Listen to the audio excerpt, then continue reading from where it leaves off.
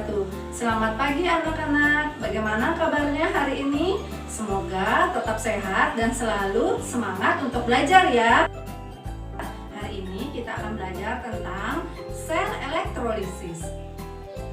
Tujuan pembelajaran kita hari ini adalah yang pertama, dapat menjelaskan konsep sel elektrolisis. Yang kedua, dapat menentukan reaksi yang terjadi pada bagian anoda dan katoda dalam sel elektrolisis. Nah, coba perhatikan gambar sel elektrolisis berikut ini.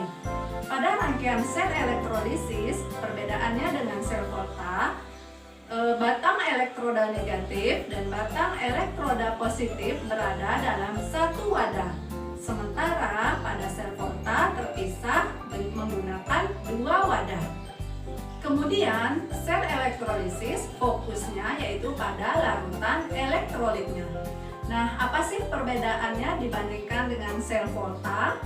Yang pertama, sel elektrolisis itu mengubah energi listrik menjadi reaksi kimia, yaitu berupa reaksi redoks.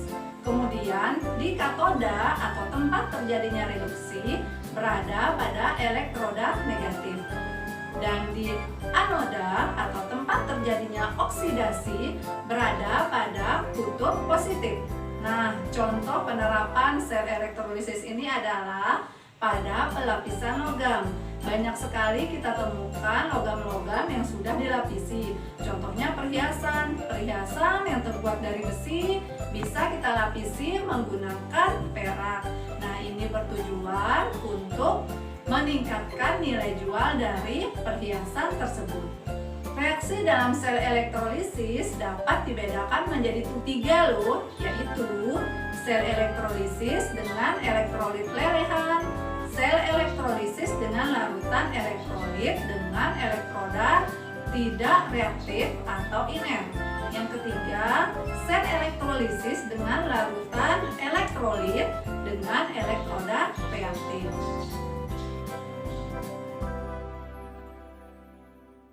Nah, sekarang kita akan membahas sel elektrolisis yang menggunakan larutan elektrolit berupa lelehan, cairan, atau liquid.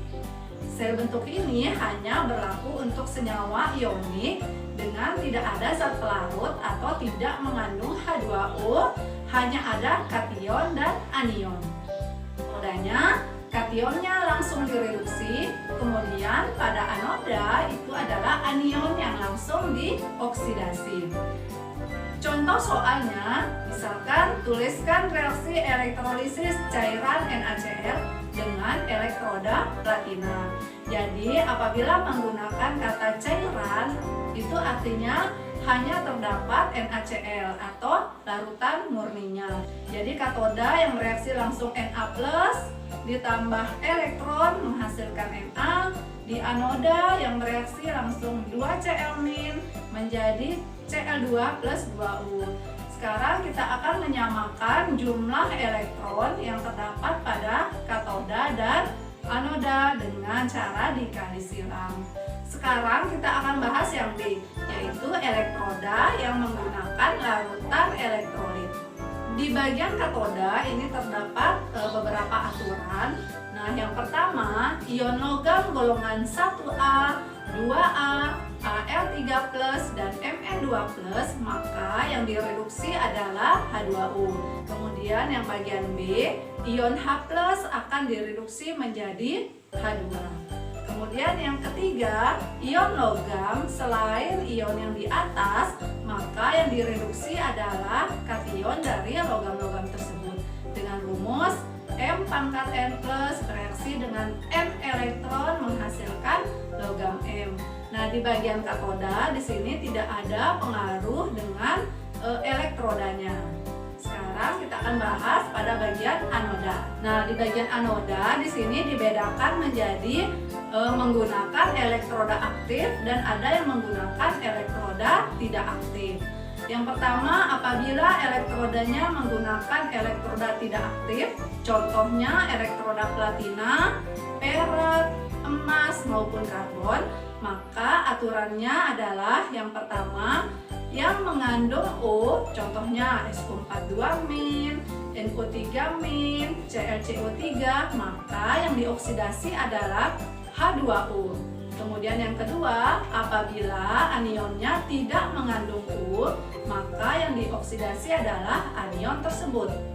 Nah, yang kedua, apabila pada anoda tersebut menggunakan elektroda aktif, yaitu elektroda selain platina, perak, emas maupun karbon, maka yang dioksidasi adalah elektroda dari anion tersebut. Misalnya elektrodanya menggunakan logam Cu, maka Cu menjadi Cu2+ ditambah 2 elektron. Nah, anak-anak, agar lebih paham dengan pembahasan tadi, mari kita simak video pembelajaran berikut ini.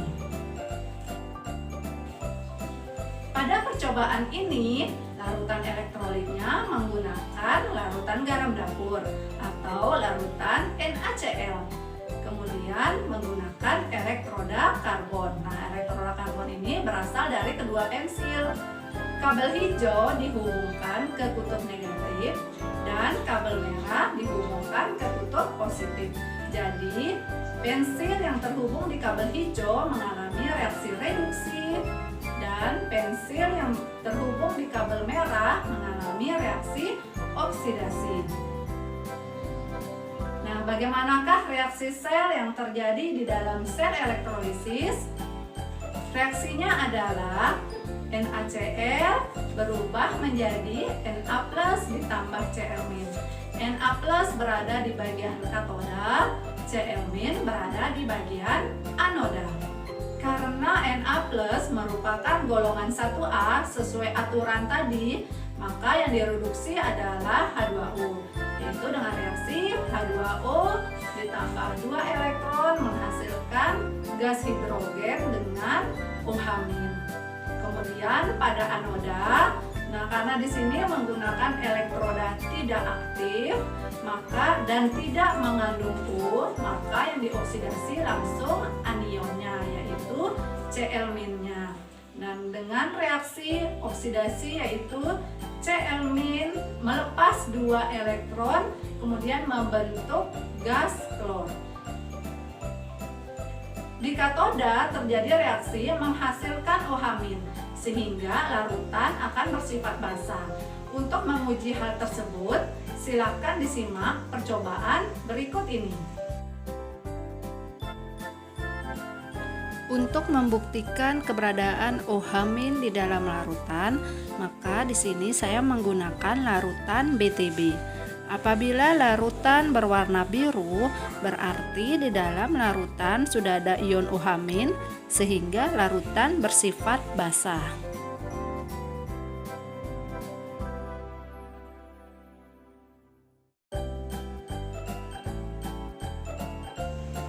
Nah, sampai di sini dulu pembelajaran kita hari ini. Semoga apa yang kita pelajari hari ini mudah dipahami dan bermanfaat. Jangan lupa tetap menerapkan protokol kesehatan. Wassalamualaikum warahmatullahi wabarakatuh.